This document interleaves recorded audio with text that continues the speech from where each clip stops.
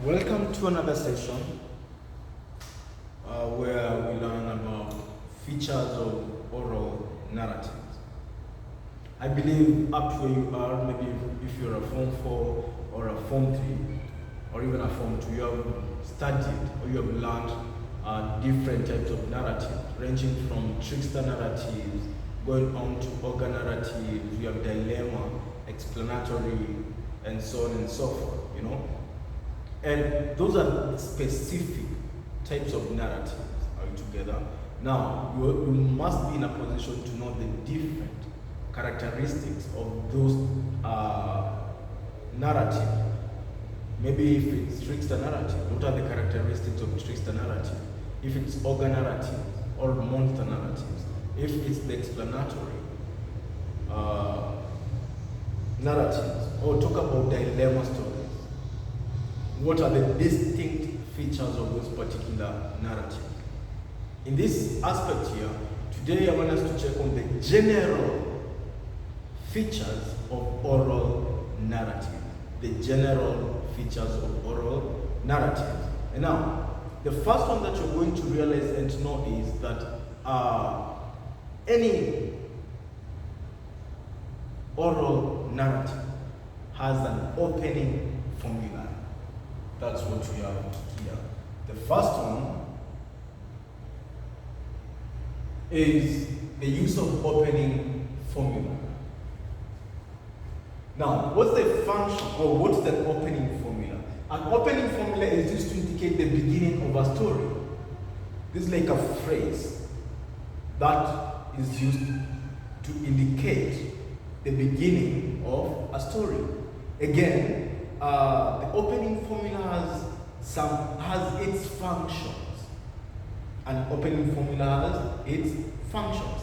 Now, some of the functions of the opening formula are, it announces the coming of a narrative. That's the first function of an oral narrative, announcing the coming of a narrative.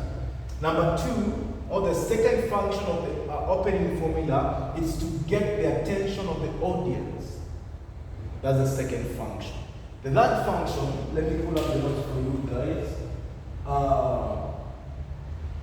The third function of the opening formula is to remove the audience from the world of reality. To remove the audience from the world of reality. So, let's take for example, an example of an opening formula is once upon a time, you know, or long, long time ago. So those particular phrases, they are called opening formulae, and these are their functions. An opening formula is used to indicate or show the beginning of a story, to remove the audience from the world of reality, to get the attention of the audience. It identifies the narrator who is speaking in this particular narrative. So, the next feature of oral narrative is the use of closing formulae. Now, if we have an opening formula, we have a closing formula. And one of the closing formulas that we have is, and that's my story, or just a bit, so that you can see together. So from then onwards, to come to the end of my story, you know. So those are some of the phrases used to end a story. And as we saw the functions of the opening formula, some of the functions of the closing formula include announcing the end of a narrative, to momentarily release the audience from concentration. You know, they were taken by the story. It was a narration. Now, this particular phrase has to break them or to bring them from their concentration because they were taken. They were seriously following up. It brings back the audience to the world of reality. Now, if they are not in the world of reality, well, were they? They were in the world of fantasy. They were fantasizing that particular story.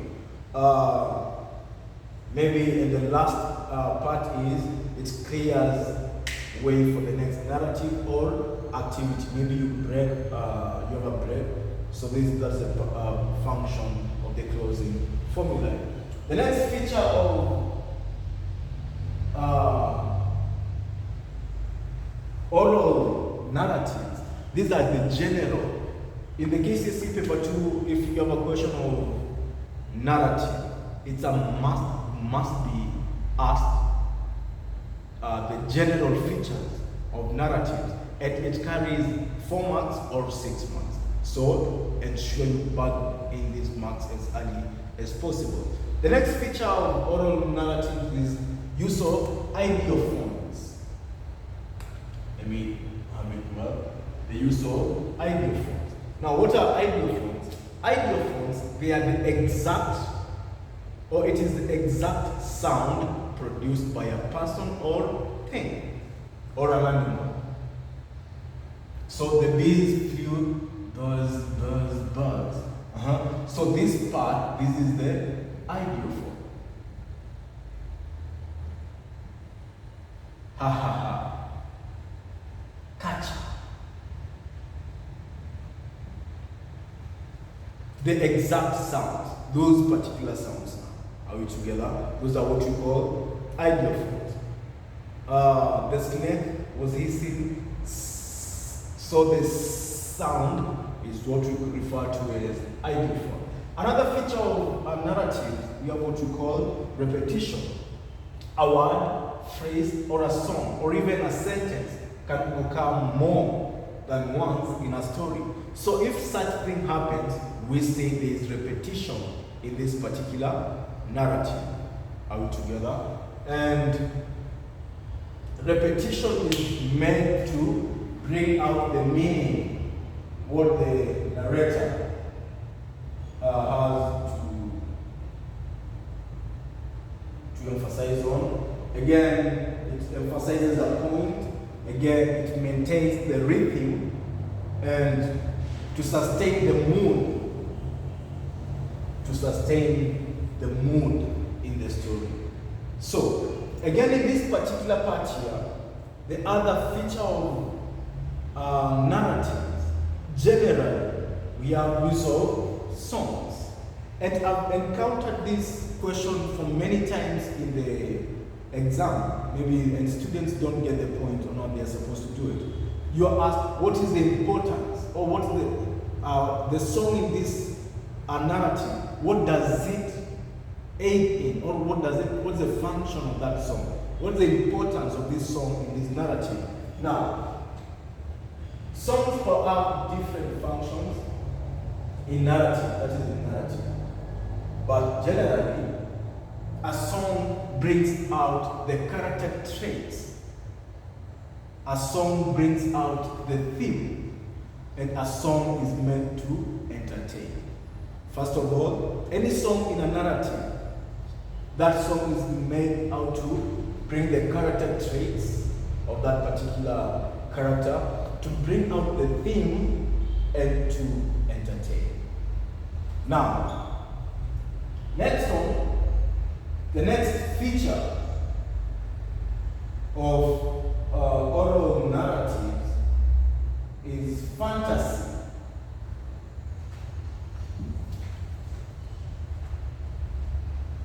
Now, what is fantasy? Fantasy is where imaginary and factually impossible things are created in a story. Like you just imagine things, you know, like you're fantasizing. I'm so sure you've ever been in a situation or a context where you're just thinking of imaginary things. That's when you say you are fantasizing.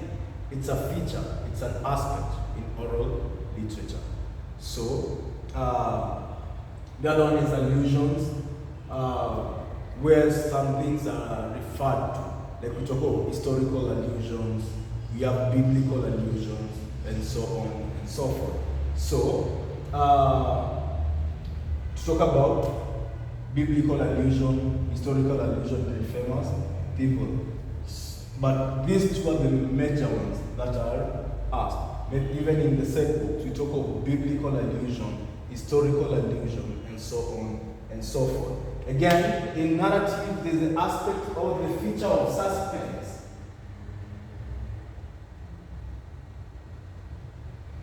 We have suspense where we are left wondering what will happen next.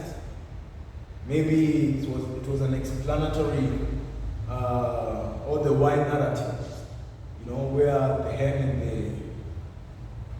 and the eagle. What happened when the hen lost the needle? We are left wondering. Did the eagle,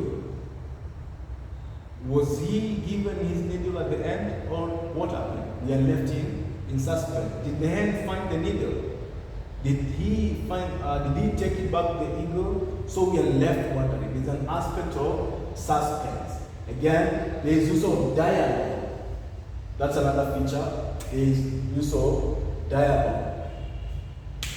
Now, it's where a character speaks directly to the other, so like they are conversing in a narrative. So that's the other feature of oral narrative. So basically, my good students have that particular one. We have other notes that we can add on, but because of time, allow me to end it up to